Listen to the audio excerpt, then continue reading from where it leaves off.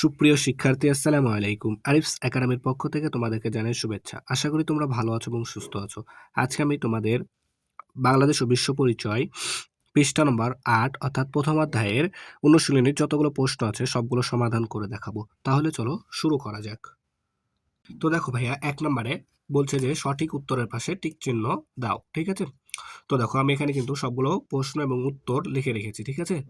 তো দেখো ১ নাম্বার, নিচের কোনটি পরিবেশকে সতেজ ও আনন্দময় করে? উত্তর গাছপালা। ঠিক আছে? ২ নাম্বার দেখো, বায়ু দূষণের কারণ কোনটি? ঠিক আছে? উত্তর খ নগরায়ন। এরপর দেখো খ নাম্বার, সঠিক শব্দ দিয়ে শূন্যস্থান পূরণ করো। ঠিক আছে? এখানেও আমি উত্তর কিন্তু লিখে রেখেছি। তো দেখো ১ নাম্বার, প্রাকৃতিক জ্বালানির মজুদ অফুরন্ত নয়, তাই না? তারপরে ২ নাম্বার, পাহাড় ও গাছ কাটার ফলে ড্যাশ হয়, কি হয়? ভূমিধস হয়।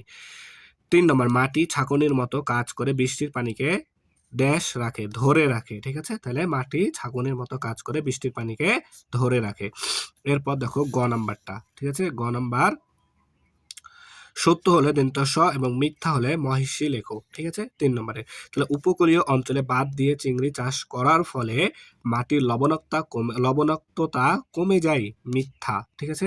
২ নম্বর, প্লাস্টিকের বোতল জলাশয়ে ফেললে পানি দূষণ হয়, হ্যাঁ সত্য। ৩ নম্বর, সৌরশক্তি ব্যবহার পরিবেশের জন্য ক্ষতিকর, মিথ্যা। এরপর দেখো ৪ নম্বরটা, প্রাকৃতিক পরিবেশের সংরক্ষণ আমাদের কর্মকাণ্ডের উপর নির্ভর করে, সত্য। ঠিক আছে?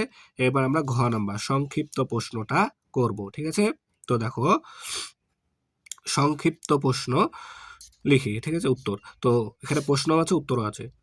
১ নম্বর, আমাদের জীবনে সূর্য কিভাবে গুরুত্বপূর্ণ ভূমিকা রাখে? তাহলে দেখো উত্তর, সূর্য আলো ও তাপ দেয়। সূর্য আলো ও তাপ দেয়, গাছের খাদ্য তৈরিতে সাহায্য করে এবং জীবন ধারণে প্রয়োজনীয়। ঠিক আছে? এভাবে সূর্য কি আমাদের জীবনে অনেক গুরুত্বপূর্ণ, ঠিক আছে, ভূমিকা রাখে। এরপর দেখো ২ নাম্বারটা। তো ২ নাম্বারটা দেখো, ২ নাম্বার বলছে মাটি দূষণের ৩টি কারণ লেখো। মাটি দূষণের ৩টি কারণ হলো, ১ নাম্বার, প্লাস্টিক ও আবর্জনা ফেলা। ঠিক আছে? ২ নাম্বার, রাসায়নিক সার ও কীটনাশক, অর্থাৎ মাটিতে অতিরিক্ত রাসায়নিক সার ও কীটনাশক ব্যবহার করার ফলে কি মাটি দূষণ হয়। আর ৩ নাম্বার হচ্ছে শিল্প কারখানার বর্জ্য। ঠিক আছে?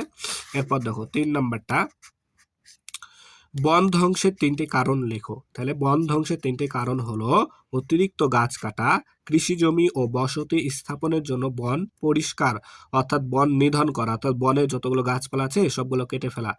ঠিক আছে? এরপর দেখো ৩ নম্বর, জ্বালানি কাঠ সংগ্রহ ও শিল্প কারখানার জন্য কাঠ ব্যবহার করা। ঠিক আছে? তো তোমরা এগুলো কিন্তু খুব সুন্দর করে মুখস্থ করে নেবা। ঠিক আছে? এগুলো কিন্তু পরীক্ষায় আসবে। ঠিক আছে না? এরপর ৪ নাম্বারটা দেখো, আমাদের অর্থনীতিতে পানি সম্পদের ৩টি গুরুত্ব লেখো। ঠিক আছে? আমাদের অর্থনীতিতে পানি সম্পদের ৩টি গুরুত্ব লেখো। তো আমাদের অর্থনীতিতে পানি সম্পদের ৩টি গুরুত্ব হলো, কৃষিকাজে সেচ, মাছ চাষ করতেও পানি প্রয়োজন। ঠিক আছে না? তারপরে ৩ নম্বর হচ্ছে বিদ্যুৎ উৎপাদন। ঠিক আছে? এ এ তাহলে ভাইয়া আরেকটা কথা শোনো, তোমরা অবশ্যই তোমাদের মেইন বই যেটা সরকার থেকে দিয়েছে, ঠিক আছে? সেটা তোমরা আগে খুব সুন্দর করে রিডিং পড়বা। তাহলে এগুলা প্রশ্ন সবগুলো সমাধান কিন্তু তোমরা নিজেরাই করতে পারবা। ঠিক আছে? তো এগুলা করতে কিন্তু ১ম শর্ত হচ্ছে আমাদের মেইন বইটা খুব সুন্দর মতো মনোযোগ দিয়ে রিডিং পড়তে হবে। ঠিক আছে না? তারপরে তোমরা এগুলা প্রশ্ন খুব সহজেই তাহলে কিন্তু পারবা, মুখস্থ হয়ে যাবে। তো এবার দেখো বর্ণনামূলক প্রশ্ন। ঠিক আছে? ১ নাম্বারটা দেখো, বলছে যে প্রাকৃতিক ও সামাজিক পরিবেশ কিভাবে একে অপরের ওপর নির্ভরশীল। ঠিক আছে? তো দেখো প্রাকৃতিক পরিবেশ থেকে মানুষ খাদ্য, পানি ও বাতাস পায়। মানুষ আবার সামাজিক কাজের মাধ্যমে পরিবেশকে রক্ষা বা ক্ষতি করতে পারে। মানুষের দৈনন্দিন জীবন প্রকৃতির উপর নির্ভরশীল। তাই দুটো একে অপরের উপর নির্ভরশীল। ঠিক আছে? দেখো আরো একবার বলছি। ঠিক আছে? প্রাকৃতিক পরিবেশ থেকে মানুষ খাদ্য, পানি ও বাতাস পায়। মানুষ আবার সামাজিক কাজের মাধ্যমে পরিবেশকে রক্ষা বা ক্ষতি করতে পারে। মানুষের দৈনন্দিন জীবন প্রকৃতির উপর নির্ভরশীল। তাই দুটো একে অপরের উপর নির্ভরশীল, অর্থাৎ প্রাকৃতিক ও সামাজিক একে অপরের উপর কি নির্ভরশীল। ঠিক আছে না? এরপর দেখো ২ নাম্বারটা। তো 2 নাম্বার, প্রাকৃতিক পরিবেশ সংরক্ষণে তোমার কি কি ভূমিকা পালন করবে তা লেখো। ঠিক আছে? তাহলে প্রাকৃতিক পরিবেশ সংরক্ষণে আমি যা ভূমিকা পালন করব তা হলো আমি গাছ লাগাবো। ঠিক আছে? তারপরে ময়লা ঠিক জায়গায় ফেলবো, অর্থাৎ নির্দিষ্ট স্থানে ময়লা ফেলবো। পানি অপচয় করব না এবং পরিবেশ দূষণ রোধে সবাইকে সচেতন করব। ঠিক আছে? এগুলো কিন্তু তুমি বানায়েও লিখতে পারো। ঠিক আছে? তারপর আমি আরেকবার দেখো বলছি। ঠিক আছে? তাহলে প্রাকৃতিক পরিবেশ সংরক্ষণে তোমার কি কি করণীয়? ঠিক আছে? তো প্রাকৃতিক পরিবেশ সংরক্ষণে আমি যা ভূমিকা পালন করব তা হলো আমি গাছ লাগাবো, ময়লা ঠিক জায়গায় ফেলবো, পানি অপচয় করব না এবং পরিবেশ দূষণ রোধে সবাইকে সচেতন করব। ঠিক আছে না?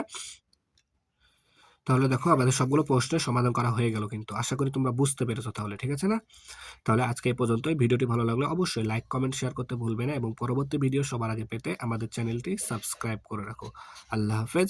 আসসালামু আলাইকুম ওয়া রাহমাতুল্লাহ।